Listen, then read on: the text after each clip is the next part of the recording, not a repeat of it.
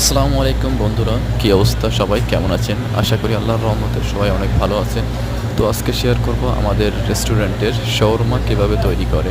তো সবাই দেখতে পাচ্ছেন, প্রথমে শাওয়ারমাটা মডেম গরম করে একটা রুমে রেখে দিয়েছে। তারপর শাওয়ারমাটা সুন্দর করে কাটছে।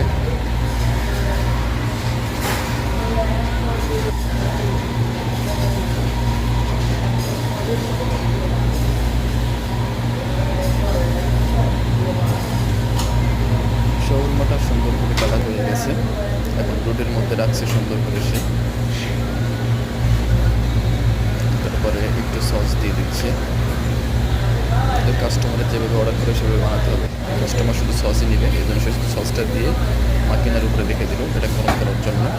এবং সে একটা কাজে সিল দিল, সেটার মধ্যে সে মুড়িয়ে কাস্টমারকে দিবে। শর্মাটা রেডি হয়ে গেছে। এখন সে কাস্টমারের জন্য রেডি করছে কাজের মধ্যে নিয়ে। অবশ্যই শর্মাটা জায়েজ।